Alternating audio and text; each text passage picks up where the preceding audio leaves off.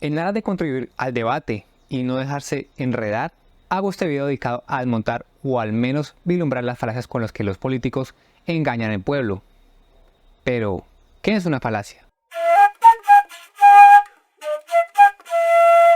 Una falacia es un falso argumento, una idea que se presenta como un argumento lógico o verdadero, pero no lo es, sino que son planteamientos con la intención de engañar o persuadir, si es que no son planteados desde el descuido o la ignorancia, claro está. Seguramente, en algún debate político, foro, red social, X, siempre es X, hayas escuchado la falacia y no la hayas reconocido por su nombre. Falacia ad hominem. Es la falacia más utilizada por los políticos que fomentan el odio y que carecen de argumentos.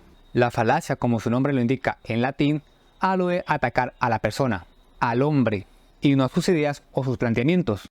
Por ejemplo, el político X plantea una propuesta para mejorar la seguridad aumentando los programas deportivos y culturales en los barrios con mayor tasa de criminalidad. El político Y desacredita al político X diciendo, el político X ¿qué va a saber de seguridad si fue guerrillero? Aquí no se ataca a la propuesta, sino a la persona, como claramente se ve.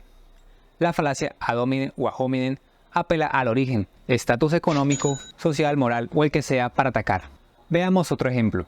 El político Y propone bajar los índices de pobreza aumentando la inversión extranjera en el sector extractivista para incrementar el empleo y mejorar la economía. El político X contesta, el candidato Y es de estrato 20, no conoce la población y solo quiere vender el país. Nuevamente se va el argumento y se ataca a la persona por su origen económico. Seguramente ustedes ya tienen ejemplos de sobra en la cabeza cuando se descalifican los planteamientos de otra persona, que si es conservador, liberal, rojo, azul, facho, guerrillero, que si tiene iPhone y es de izquierda, bla bla bla.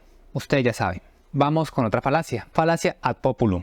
Otra falacia fácil de reconocer por su nombre. Al pueblo, a lo popular. También conocida como sofisma populista. La estructura de este falso argumento es muy simple. Evoca que si la mayoría de gente opina en un sentido, por lo tanto el argumento es verdadero. Otra forma de verlo sería como el estado de opinión. He aquí algunos ejemplos. La mayoría del pueblo está de acuerdo con las corridas de toros, por lo tanto no hay que abolirlas sino mantenerlas. Bajo este planteamiento no se aborda los argumentos a favor o en contra de las corridas de toros, sino que se da por hecho que son buenas porque la mayoría lo considera así, ignorando otras variables como la falta de conocimiento de la población, los efectos económicos, los derechos de los animales, entre otros. Ejemplo 2. La mayoría de los chilenos votó no a la nueva constitución, por lo tanto hay que conservar la anterior y desistir de una nueva Carta Magna.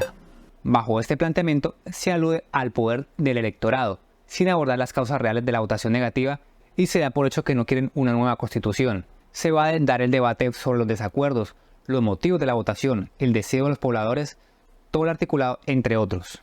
Otra falacia muy utilizada es la del hombre de paja. ¿Qué? ¿Por qué me miran así? Así se llama. Para evitar malentendidos, mejor llamémosla falacia del espantapájaros. Bajo esta falacia se refuta el argumento del adversario, de forma tergiversada o exagerada, para ganar la discusión, al ser un planteamiento más débil, de ahí el nombre hombre de paja. Esta falacia no se interesa por el debate genuino del argumento, sino caricaturizarlo, desdibujarlo, acabar con este con uno similar más fácil de vencer. Con ejemplos se entiende mejor. El político Y dice, el político X está de acuerdo con la legalización del aborto, por lo tanto, el político X está de acuerdo con la muerte de niños de 6 meses. Bajo ese planteamiento no se abordan las implicaciones médicas, sociales o legales de la legalización del aborto, sino que se esquiva el debate planteando que la otra persona quiere fomentar homicidios, sin que este sea el tema del debate. Veamos otro ejemplo. El político X plantea, el señor Y está en desacuerdo con la legalización del porte de armas. A él solo le importan los derechos de los criminales y quiere mantener a la población indefensa. Otro caso donde se lleva a lo absurdo. No se plantean los motivos reales, sino que se inventan los desacuerdos planteando ideas ficticias más fáciles de contraargumentar. Falacia del falso dilema. Como su nombre lo indica, esta falacia plantea una falsa dicotomía, donde se presentan dos puntos de vista válidos o posibles, sin que haya más alternativas o matices. No necesariamente tienen que ser dos, pero lo más común. Ejemplos. El político Y dice, el señor X está de acuerdo con recibir a todos los inmigrantes.